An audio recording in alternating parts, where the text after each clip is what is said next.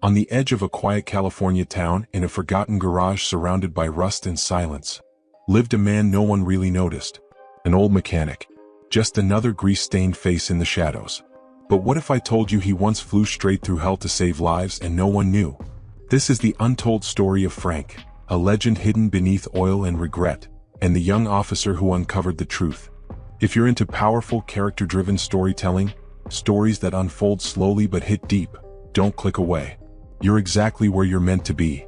Hammer and wrench, hit the like button if you're ready to dive into a journey of loyalty, redemption, and quiet heroism. And hey, subscribe to the channel if you love stories that stay with you long after the credits roll. Speech balloon, and when it's over, we want to hear from you. What part of Frank's story stuck with you the most? Drop your thoughts in the comments. We read every one. Clapperboard now. Settle in. The story begins at the sound of a wrench turning. The sun dipped low over the horizon, painting the edge of California in hues of fire and rust. On the dusty outskirts of a modest town where the freeway roared like a distant beast, sat a low, corrugated garage. It wasn't much to look at. Its paint flaked, its roof rusted, and a crooked sign above the office door read Frank's Auto and Repair in faded red letters.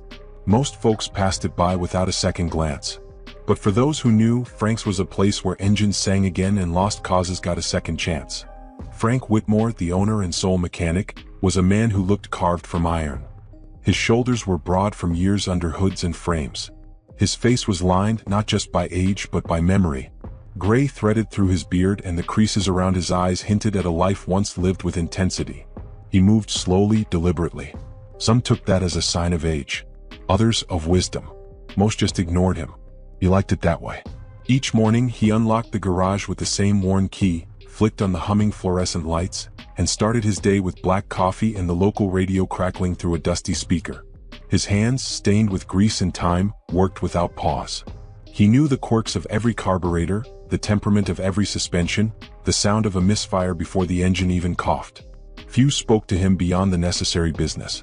How long? How much? Is it worth fixing? Frank would answer with a nod or a grunt. Sometimes a dry depends. It was a rhythm that suited him.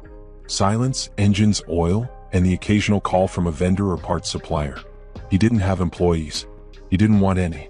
The solitude was a kind of peace. But peace has a habit of ending. It was a Wednesday when she rode in.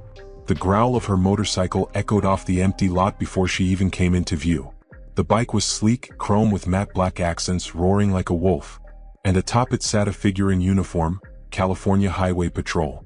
Boots planted firmly, gloves tucked beneath the seat, helmet clipped under her arm. Her name was Officer Maya Rivera. Sharp-eyed, mid-30s and purposeful.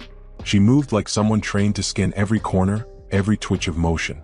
But there was a curiosity behind her gaze that softened the edges of her discipline. She approached Frank's garage with caution, not suspicion, but respect for the space and the man tending to it. Frank didn't glance up right away. He was bent over an old Chevy's open hood, eyes squinting through the steam and grime.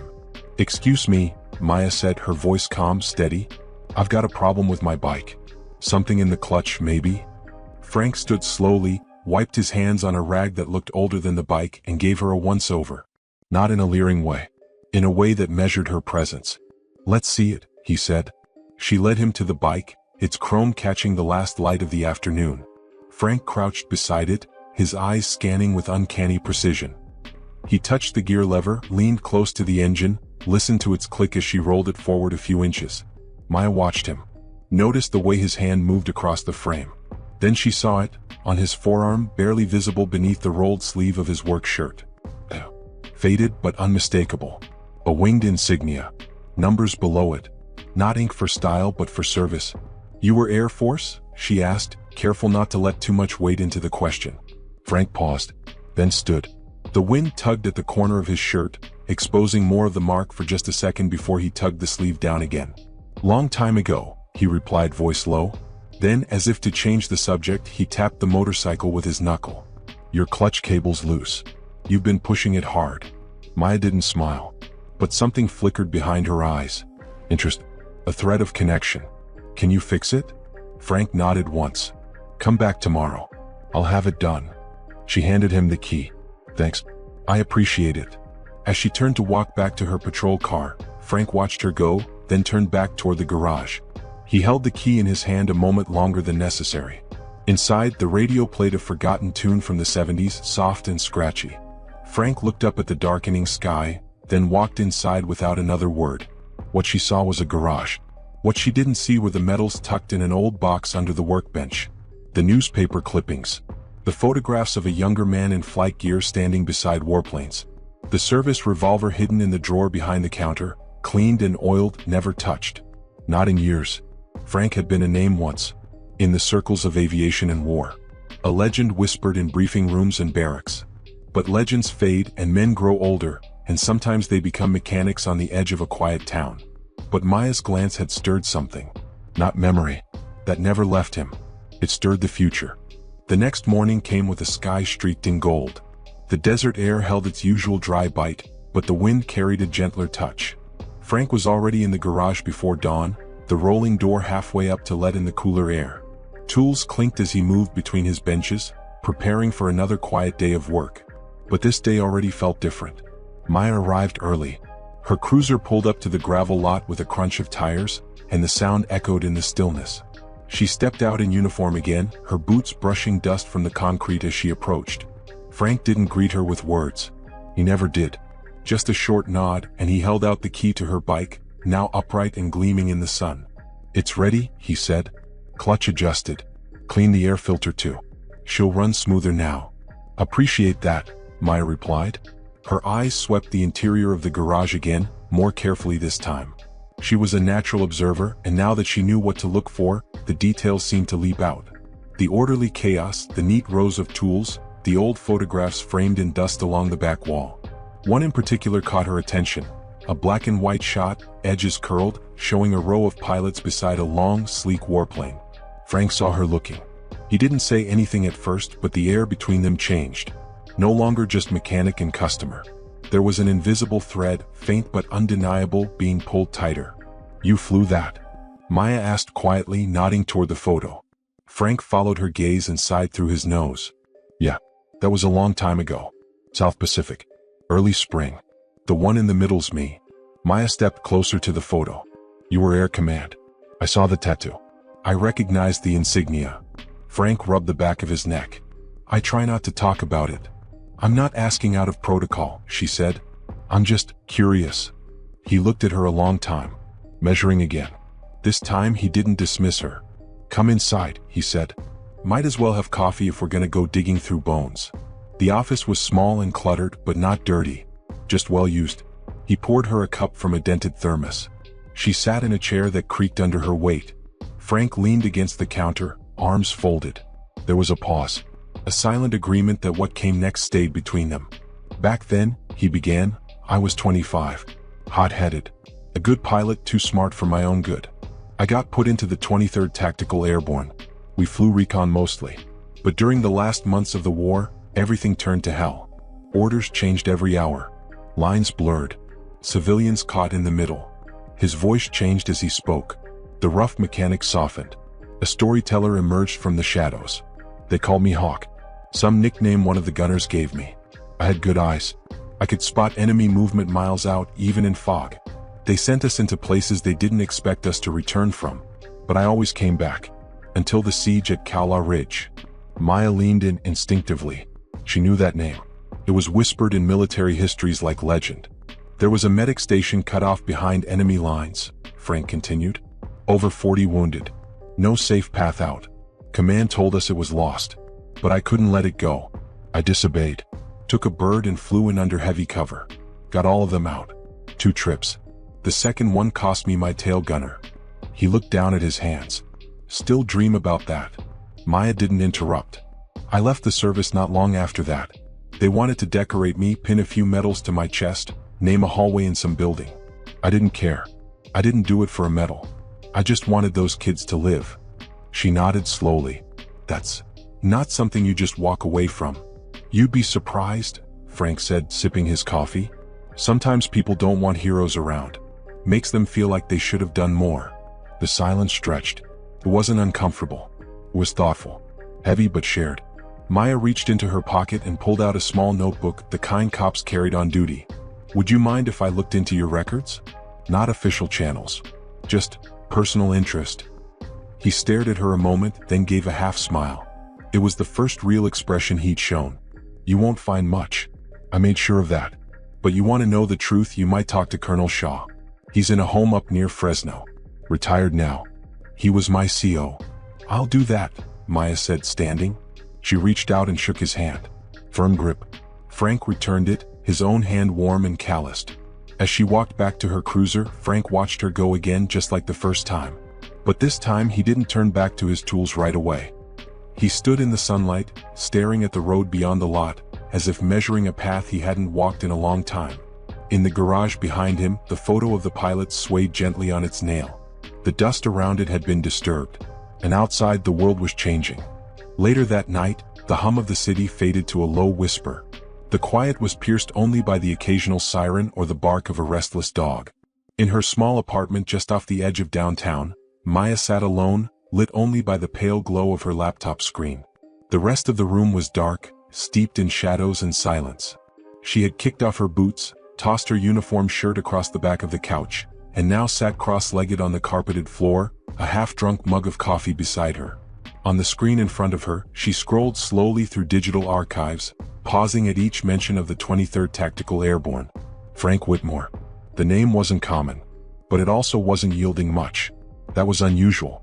For someone who had supposedly saved dozens during the siege at Calla Ridge, there was surprisingly little on record. Official mentions were sparse. Photos from that era were scarce, and most of them were grainy or redacted. One document referred to a classified recon mission in the spring of 1983. Names blacked out. Mission details scrubbed. No flight logs survived in the public databases. Maya leaned closer to the screen. She wasn't new to military stonewalling. But this was something else. This was buried.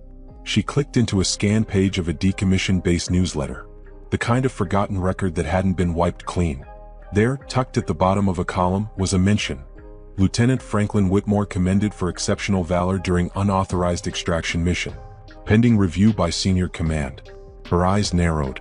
Another click brought up a faded photo, taken hastily on an airstrip. A younger Frank stood beside a battered aircraft. His face was calm. Dust smeared his flight suit. His arm was slung in a makeshift bandage. Behind him, wounded soldiers were being unloaded from the craft by medics. The caption read only, "Unauthorized, unforgettable." Maya exhaled slowly. There it was. The truth, unspoken but unmistakable. She took a sip of cold coffee and leaned back against the couch. Her thoughts churned. She had known plenty of men who inflated their pasts, wore stories like armor. But Frank didn't do that. He kept it buried. Not out of shame. Out of something deeper. Maybe grief. Maybe fatigue. She clicked through a few more sites until she found a contact directory for retired service members. It wasn't official, but it was kept alive by veterans groups and community organizers. She searched the name, Colonel Jonathan Shaw. There he was. Now 79, living in a small care facility outside Fresno. Listed as a former tactical commander. No next of kin noted. The note said he didn't receive many visitors. Maya wrote the number down in her notebook. Then she closed the laptop, leaned her head back and stared at the ceiling. What kind of man pulls 40 wounded soldiers out of a war zone against orders and then disappears into grease and dust for 30 years? And what kind of country lets that man fade? She felt something stir. Not just respect. Not just curiosity. A sense of duty. The next morning, before her shift started, she made the call. A nurse answered. She explained who she was, that she wanted to speak with Colonel Shaw if he was willing. After a pause, the nurse said he was awake, and that he didn't get many visitors these days. He might be happy for the company. A few hours later, Maya stood outside the Oakview Veterans Home. A low, brick building with a flag that whipped in the breeze. The scent of trimmed grass mixed with a faint aroma of old books and antiseptic as she entered the front lobby. Colonel Shaw was sitting in a wheelchair by a large window, looking out over the distant hills. His frame had withered with time, but his eyes were sharp as glass. A wool blanket covered his knees. His hands rested calmly on the chair arms, fingers twitching slightly as she approached. "You're the one who called about Frank Whitmore," he said without turning. "Yes, sir," Maya replied. He turned then, slowly, and gave her a nod. "Sit down, officer. You're about to hear a story most folks never did. And you're going to need to decide what to do with it." Over the next hour, Shaw spoke. His voice was gravelly but sure. He told her of a young lieutenant who defied the chain of command to save men left to die. He described Frank's precision in the cockpit, how he flew lower than any pilot dared, dodging enemy fire, landing on ground riddled with shrapnel. He told her how, after the second trip, Frank carried the last wounded man over his shoulder through smoke and chaos. He didn't do it for medals, Shaw said. He did it because he thought it was right. And when he came back, they didn't know whether to punish him or pin a star on him. So they buried the mission. Said it never happened. Maya sat in silence, notebook on her lap, pen forgotten in her hand. When he left, Shaw continued, he told me one thing. Said he didn't want to be remembered for the worst day of his life.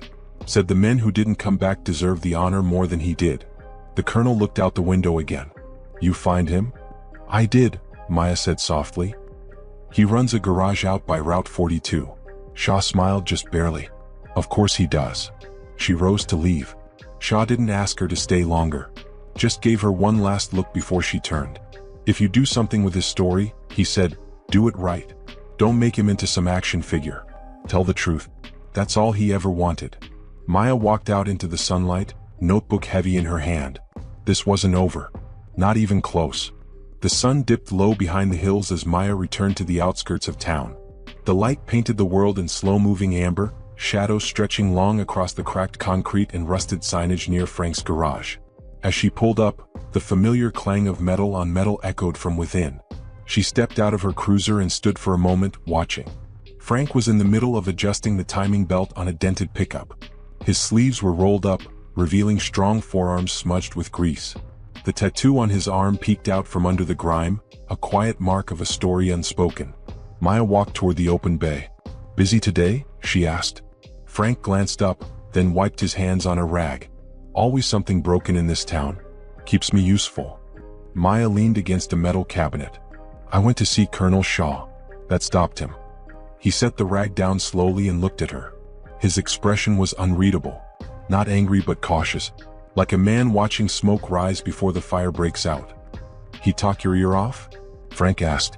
He told me what happened at Cala Ridge. What you did. Frank took a long breath, then sat down on an overturned crate. His back curved under the weight of memories. You could have left it alone, he said quietly. Most people do. I could have, Maya replied. But I didn't want to. Frank studied her. He saw in her face not just curiosity but something deeper. Respect. And something he hadn't felt in years. Acknowledgement. I didn't do it to be remembered, he said. I did it because the thought of those kids bleeding out behind enemy lines made me sick. I didn't ask permission. I didn't wait for orders. I just flew. Maya nodded. That's why it matters. Frank leaned forward, elbows on his knees. You know what happened when I came back? They called me in. Commended me quietly. Said I'd made a tough call. But then they stripped my wings. Said it set a dangerous precedent. Too independent. I was lucky they didn't court-martial me. He gave a soft, bitter laugh. So I left. Walked off base, found a place like this and didn't look back. Maya looked around the garage. The tools. The machines. The quiet hum of the past held in bolts and belts. You ever regret it? She asked. He shook his head. No. Regret doesn't fix anything. But sometimes when I close my eyes at night, I still see the faces of the ones we lost. That doesn't go away. She let the silence settle. Then she spoke, careful and calm. There's a reason I started digging. Not just because I was curious. A few nights ago, I heard about some gang activity moving through this stretch of road. They're organized, armed, scouting routes. This garage is in the middle of one of their likely supply corridors. Frank raised an eyebrow. You saying they're coming here? I'm saying they might. And if they do, you're not just a mechanic anymore. You're a witness. You're an obstacle. He stood, walking toward a locked metal cabinet in the corner. With a key pulled from around his neck, he opened it. Inside were old keepsakes. A leather flight helmet. A folded flag. A small wooden box. He opened that last one and pulled out a pair of dog tags. Didn't think I'd have to suit up again, he muttered. But it's not the first time troubles found me. Maya stepped beside him. You won't face it alone. He looked at her. Saw the fire in her eyes. The quiet resolve. You a good shot? He asked. She smirked. Better than average. Frank walked to a workbench and opened another drawer, this one hidden behind a sliding metal plate. Inside was a locked case. He opened it. Inside sat a vintage revolver, lovingly maintained, and a newer semi-automatic pistol tucked beside it. "Let's be ready then," he said. Later that night, Frank stayed at the garage after closing. He moved with purpose now, checking locks, reinforcing the side doors with welded brackets. Maya returned around midnight, now in tactical clothing under her jacket. No insignia. Just instinct. They sat together for a while in silence, watching the dark roll in. "You think they'll come tonight?" Frank asked. "They've been scouting the place. Lights off, no activity. They'll think it's an easy target." He nodded. "Let them come." They picked the wrong quiet old man. The lights were dimmed. The alley behind the garage was cleared. And inside, two unlikely warriors sat waiting. One shaped by war, the other by duty. The night deepened, quiet but tight, like the sky was holding its breath. And far down the road, engines rumbled. The night air turned colder as the hours dragged on. The wind scraped against the corrugated metal walls of the garage, whispering across the gravel like a warning. Inside, the building was dim, shadows stretching long between the tool racks and workbenches. Frank and Maya waited in silence. Frank crouched by the window near the main entrance, peeking through a narrow slit he had carved into the wooden boards years ago, back when he had first fortified the place during a string of break-ins. He wasn't much for fear, but he'd learned to respect preparation. His old revolver rested at his side, heavy with memory. Maya was kneeling behind a stack of tires, the faint red glow of her radio's power light barely visible. Her eyes scanned the darkness beyond the garage doors. She wasn't wearing her uniform tonight. No badge. Just a dark jacket, plain pants, and boots laced tight. A holstered pistol rode her hip, and beneath the calm in her face was the sharp edge of training. Then came the sound. Tires crunching slowly on gravel. Frank shifted his weight, eyes narrowing. "They're here." The headlights cut off before the vehicle reached the main yard. Silence followed. Then doors opened. 1, 2, 3. Footsteps. Soft. Deliberate. Maya pressed her hand to her radio mic, speaking in a whisper. 3 individuals moving in from the east. No backup yet. Local units are stretched thin tonight. Frank replied without looking. "I've held worse ground with less." Through the slit, he saw figures approaching the side of the garage. They wore dark jackets, hoods pulled low. One carried a crowbar. Another had something slung over his back, maybe a shotgun. The third held a flashlight, swinging it back and forth with a lazy arrogance. "Looks like they think we're asleep," Frank muttered. The gang members spread out. One moved toward the side door near the engine hoist. Another circled to the back, testing the chain-link fence. The third knelt near the front shutter, prying at the edge with his tool. Frank rose from his crouch. Time to wake them up. He flicked a switch on the panel beside him. Instantly, a set of industrial floodlights roared to life above the yard, casting white beams across the gravel and blinding the men below. Maya stood from her position, moving toward the bay door with swift, controlled steps. Frank stepped outside first, revolver in hand but not raised. His presence was sudden, startling, a ghost from a time these men never lived through. The wind tugged at his jacket, and the silver of his dog tags glinted in the floodlight. "Evening," he said, voice calm as stone. "This place is closed." The man with the crowbar froze, squinting. "Who the hell are you?" one of them barked. Frank took another step forward. "Just the mechanic. But I've been in tighter spots than this and I've walked out of all of them." "Old man's bluffing," the one with the shotgun muttered, raising his weapon slightly. Maya emerged then, stepping into the light from the garage shadows. Her voice rang sharp and clear. "You fire that and you won't have time to regret it." Her pistol was already aimed, both hands steady, stance low and balanced. The gang leader hesitated. He looked at Maya, then at Frank. Frank took another step. "You boys should leave. This place may look quiet, but it's built to hold." The man with the crowbar growled, then lunged. But he never reached the door. Frank moved like a man 20 years younger, twisting to the side and delivering a hard jab with the butt of his revolver. The crowbar clanged to the ground. The man stumbled, hit the gravel, and didn't get back up. The second man raised his weapon. Maya shouted, "Drop it." The gang member flinched, wavering, then dropped the shotgun with a clatter. The leader looked between his fallen crew, the armed woman, and the stoic old man. His lip curled. Then he bolted toward the fence, disappearing into the dark. Frank lowered his weapon. Maya kept hers up until she heard the last of the footfalls fade into the night. Silence returned. Even the wind had died down. Then came the distant sound of sirens. Frank turned to her, wiping a smear of sweat from his brow. Not bad for a couple of misfits. Maya gave a small grin. We make a good team. Soon the cruisers arrived. Uniformed officers spilled out, secured the scene, and collected the two men left behind. No questions were asked when Maya gave her report. The garage was noted as defended property. Frank's actions, while bold, were within his rights. But it wasn't about legalities now. Inside the garage, after the officers left, Frank walked to the old cabinet again and removed a battered wooden box. He opened it and pulled out a medal, the Distinguished Flying Cross. One he never wore. One no one had ever seen.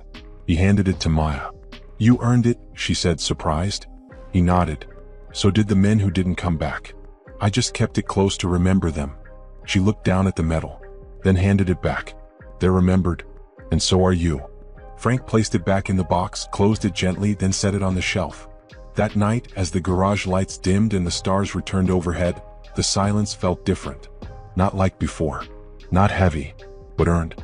The morning came slow and quiet, casting golden light across the battered buildings on the outskirts of town. In front of the garage, the asphalt still bore faint marks from the night before, boot prints, the scratch of tires, a single broken chain link lying near the fence. But the air had shifted.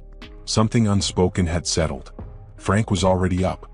He had been since before dawn, sweeping the floor, tightening bolts on a brake rotor, and pretending not to notice how his hands still trembled slightly. The fight was behind him, but the memory of motion, of confrontation, of tension, lingered in his muscles. When Maya arrived that morning, she wasn't in uniform. No radio, no badge, just jeans, a canvas jacket, and tired eyes. She carried a folded envelope in one hand. Frank glanced at it as she approached, wiping his hands on a rag. Orders? He asked, nodding toward the paper. She shook her head and handed it over. Frank opened it carefully. Inside was a formal letter bearing the seal of the California State Office of Veterans Affairs. It read like a notice. An invitation to attend a community ceremony at the old fairgrounds. Words like distinguished service, local hero, and public acknowledgement filled the page. Frank raised an eyebrow. You did this. Maya met his eyes. They should have done it years ago. I just pushed the paper uphill. He looked at the letter again, then folded it neatly and slid it into the pocket of his shirt. I don't like speeches.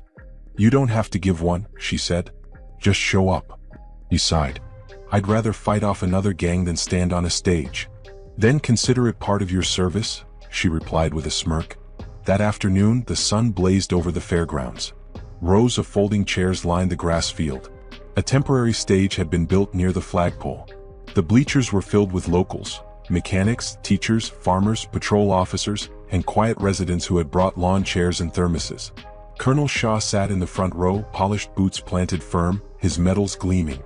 He nodded slightly when he saw Frank approach. Frank wore a clean shirt, the sleeves still rolled up, his tattoo exposed without shame. He looked uncomfortable but present. Maya walked beside him, guiding him through the crowd. An announcer stepped to the microphone. Today we gather not to honor a myth, but to recognize a man who walked among us quietly, serving when the world wasn't looking. A man who once flew through fire to save lives, then chose a quiet corner of our town to disappear into service again, one wrench at a time. There was a soft rustle as people stood. Frank was motioned forward. He walked slowly to the stage, the creak of the wood beneath his boots echoing louder than applause. When he reached the podium, he didn't speak. He didn't smile. But he removed his cap, held it in his hand, and nodded once to the crowd. The mayor, a man Frank barely knew, handed him a plaque. Maya stood just off to the side, watching. Her eyes glistened, but her expression was calm. Colonel Shaw rose from his seat, walked to the steps, and extended a hand. Frank took it. They exchanged no words. Just a firm grip and a quiet understanding. As Frank stepped off the stage, something unexpected happened. One by one, the people of the town began to clap. Not polite, slow applause, but steady, honest clapping that grew louder with each second. A mechanic in the back raised his hands and whistled. A group of teenagers stomped on the bleachers. Frank looked surprised. He turned slightly, caught Maya's eye. She nodded. The town had remembered him even if it took time. Even if he had tried to disappear. Later, after the ceremony ended, Frank and Maya sat near the edge of the field under the shade of a tree. He turned the plaque over in his hands, studying it. You know, he said, I used to think I was only good in the cockpit. Only useful when things were burning. You were wrong, Maya replied. You're just as dangerous with a wrench. Frank chuckled, then went quiet. The sun dipped lower, casting long shadows across the grass.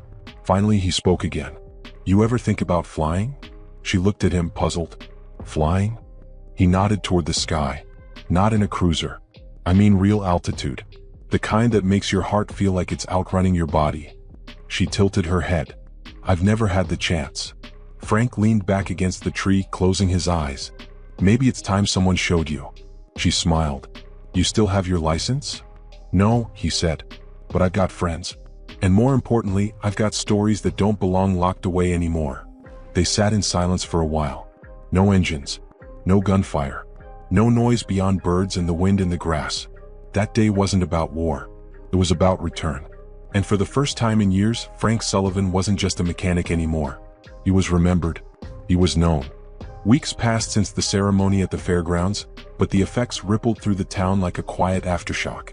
People began treating Frank differently, not with pity or awe, but with an unfamiliar mixture of respect and warmth. They stopped by the garage not just for service, but to shake his hand, bring him coffee, or sit on the edge of the workbench and ask him about old aircraft they'd only seen in books. Frank took it all with a quiet nod, never letting it swell his pride. That wasn't his way. He still tuned engines, still swept his floor every night, still kept his lunch simple and his stories even simpler. But now, when he looked out across the lot in the early mornings, his eyes held something lighter. The past had stopped chasing him. One Thursday afternoon, Maya pulled up on her motorcycle, her helmet strapped tight, goggles lifted to her forehead. She swung a leg over and walked inside, waving a manila envelope at Frank. "You remember that friend you mentioned? The one who owed you a favor?" Frank wiped his hands and took the envelope. He opened it, scanned the single sheet inside, and then looked up at her. "Flight clearance for a vintage warbird out of Mojave." Maya grinned.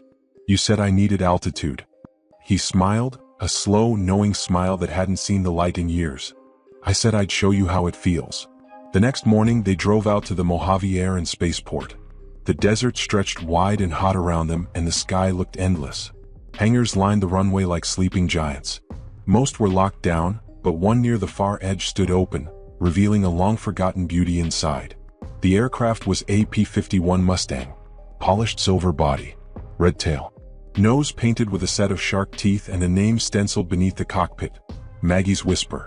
Frank walked up to it slowly, his fingers trailing along the wing.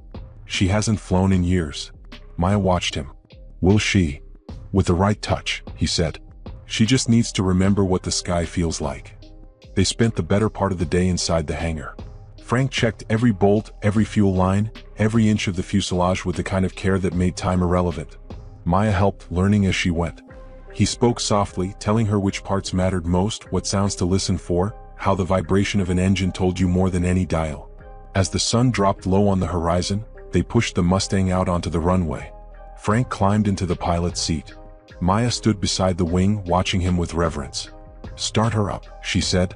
Frank turned a few knobs, flicked switches, and rested his hand on the throttle. The propeller stuttered, then whirled to life with a roar that echoed across the sand.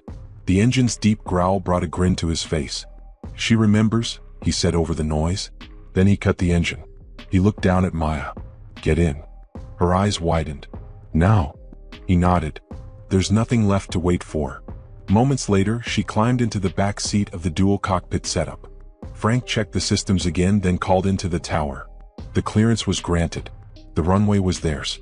As the aircraft taxied into position, the wind picked up, tugging at the flags above the hangars. Frank looked back once. "You ready?" Maya gripped the edges of her seat. "Always." The engine roared again, the propeller slicing the wind. The Mustang surged forward, faster and faster, until the wheels lifted from the ground and the weight of the earth fell away. They climbed. Maya watched the world drop beneath them, the lines of the desert roads turning to threads, the garage fading into a speck, the town vanishing into a soft blur of rooftops. Above them, the sky opened wide. Blue. Limitless. Quiet. Frank leveled the aircraft, then banked gently to the left. Maya felt the shift in gravity, the pull of air, the way the horizon tilted and stretched. She laughed. A real, bright laugh that carried through her headset. Frank chuckled too. "You feel it?" "I do," she said, eyes shining. "It's like flying and falling at the same time." He smiled. "That's how you know it's real." They soared together for a long time, tracing the edges of clouds, chasing the shadows of hawks, touching the wind where no road could follow. For Frank, it wasn't about war anymore. It wasn't even about the past. It was about this moment, about passing on something that once saved him, something pure. When they landed, the sun was low and the sky burned orange. Frank climbed out slowly. His knees cracked. His back ached. But his heart was light. Maya helped him out of the cockpit. She looked at him as if seeing a new version of the man who'd once crouched by her motorcycle, silent and forgotten. "Thank you," she said. He looked out at the glowing runway. "No," he said quietly. "Thank you for reminding me who I was and who I still am." They stood together in the fading light, the Mustang resting behind them, quiet and proud. In the distance, the first stars appeared. A mechanic, a pilot, a protector, and now, just a man who finally got to rise again. The end. 7 moral lessons from this story. 1. Never judge a person by their present alone. When Maya first met Frank, he was just an old man with grease on his hands and a tired look in his eyes. A mechanic on the edge of town, buried in oil and steel. But beneath the dust of that garage was a man who once flew through fire to save lives. His greatness was quiet, hidden, never boasted. The world often labels people based on surface impressions, by what they wear, where they live, or what job they hold. But people are more than their roles. They are a collection of experiences, some visible, most not. This story reminds us that every person carries untold chapters. You never know who someone truly is until you take the time to look beneath the surface. 2.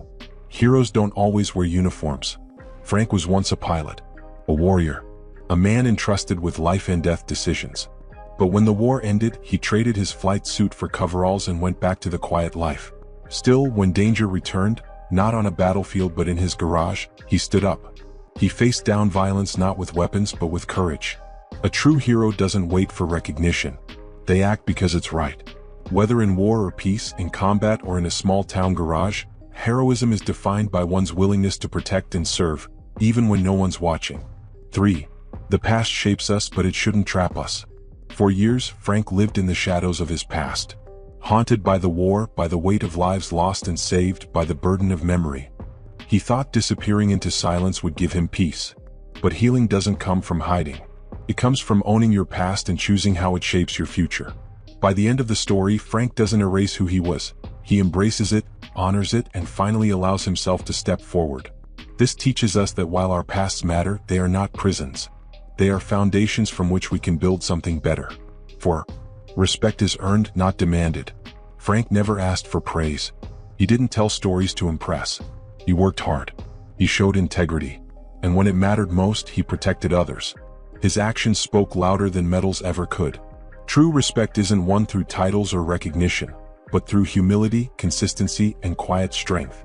Maya's respect for Frank didn't come from his reputation. It came from witnessing his character in action. 5. Everyone has something to teach and to learn. Frank taught Maya how to fly. But long before that, Maya taught Frank how to trust again. She reminded him that his story still mattered. Their relationship wasn't one-sided. It was built on mutual respect and growth. In life, we all carry knowledge. We all carry wounds. And we all need someone to believe in us again. Whether we're old or young, skilled or still learning, each person we meet has something to offer and something to receive. 6. Honor comes in many forms. For Frank, honor wasn't a stage or a medal. It was doing the right thing when no one was watching. It was fixing things that were broken, protecting people who were vulnerable, and showing up every day without fanfare. The community ceremony was meaningful not because it gave Frank something new, but because it finally acknowledged something he had always carried. Honor isn't about applause. It's about living with integrity, even in the quietest corners of life. 7. It's never too late to rise again. Frank could have stayed silent. He could have remained the forgotten man at the edge of town. But when the moment came, he rose. And not just once. He rose for Maya. He rose for the community. He rose for himself. This final lesson is perhaps the most powerful. No matter how old you are, no matter how many battles you've fought or how long you've stayed hidden, redemption, recognition, and purpose are always within reach. You are never too far gone to matter. And the horizon is always open for those brave enough to chase it. These lessons form the heartbeat of Frank's journey, from silence to remembrance, from solitude to connection. They remind us that greatness often hides in plain sight, that courage takes many shapes, and that every life has the power to inspire, even in the quiet corners of a garage on the edge of town. Disclaimer. This story is entirely fictional. Any characters, events, or locations are created for the purpose of providing moral lessons, motivation, inspiration, and meaningful learning experiences for viewers. Any resemblance to real persons, living or dead, is purely coincidental. Thank you so much for watching and listening to Frank's story.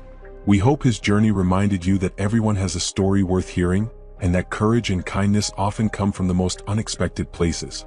If this story inspired you, please consider liking the video and subscribing to the channel. We have many more tales that explore the power of hope, resilience, and human connection waiting just for you. And don't forget to check out our other videos. You never know which story might change the way you see the world. Until next time, take care and keep looking for the heroes all around you.